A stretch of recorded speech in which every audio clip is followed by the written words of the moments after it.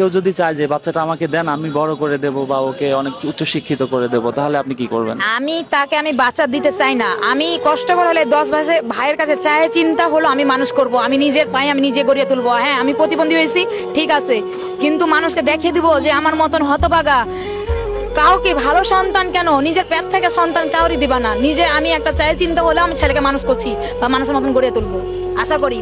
অনেকের তো মানে বাচ্চার দরকার। মাশাল্লাহ, আপনার বেবিটা মাশাল্লাহ অনেক সুন্দর।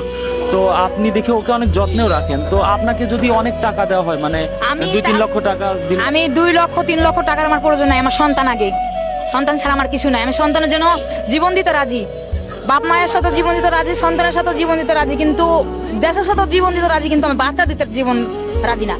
আচ্ছা আপা, এই যে বাচ্চাকে নিয়ে সারাদিন এইভাবে থাকেন, অনেক আমি কষ্ট। সারাদিন না, আমি আপনার রাত 9টা পর্যন্ত করি, আপনার 4:45 আসি, রাত 9টা পর্যন্ত। অনেক কষ্ট হয়ে যায় না? হ্যাঁ, আমি অনেক কষ্ট করি, পরিশ্রম করি, আমার এভাবেই সংসারটা চলছে।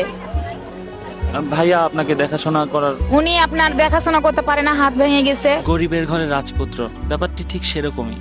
রাস্তা দিয়ে যাচ্ছিলাম, হঠাৎ করে বাবুটাকে দেখে থমকে গেলাম। একজন পঙ্গু মায়ের গর্ভে এই রাজপুত্রটি জন্ম নিয়েছে। মা হাঁটতেও পারে না, হাত দিয়ে কোনো কিছু ঠিক মতো ধরতেও পারে না, অথচ এই পঙ্গু হাত দিয়েই নিজের সন্তানকে খাবার খাওয়াচ্ছে। রাজশাহীতে ভাড়া আছি, 4 মোড় ব্রিজের সামনে।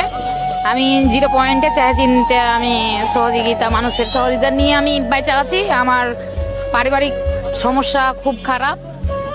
আমরা 3 বোন প্রতিবন্ধী, আমরা অসহায়। আমার বাবার বাড়ি ঘর নাই, আমার নানির বাড়িতে আমরা বসবাস করি। আমি ভাড়া বাড়িতে আছি, আমার শ্বশুর শাশুড়িরও জায়গা নাই, আমার স্বামীর হাত ভেঙে গেছে, আমার সমস্যা, আমি একলাই সংসারটা চালাচ্ছি। আমার জীবনে অনেক কষ্ট। বাবুকে আমি খাওয়াই, আমার এই হাত দিই, বাবুকে কাজল দিয়ে দিয়ে আমার হাত দিয়ে আমার স্বামী সেবা করি।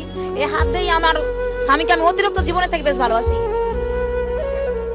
আর আমার স্বামী আমাকে অতিরিক্ত ভালোবাসে। এই যে স্বামী আমার পাশে এখন ভ্যানটা নিয়ে আসছে, এই যে দেখতে পারেন, আমি মিথ্যা কথা বলিনি। এই যে আমার হাজবেন্ডের হাত ভেঙে গেছে, আমার 2টা হাত নাই, পা নাই, স্বামীর কেউ নাই, আমি ছাড়া ও দুনিয়াতে কেউ নাই, একবারই অসহায়। আমি চাই চিন্তা খাই, আর কিছু বলার মতন আমার সাধ্য নাই।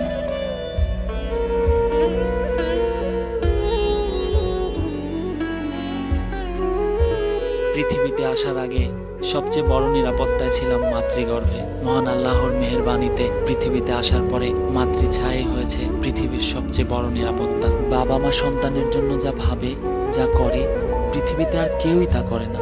আল্লাহ পাক যেন আমাদের সবাইকে তার দেয়া এত বড় নিয়ামতের সঠিক মর্যাদা ও হক আদায়ের তৌফিক দান করেন।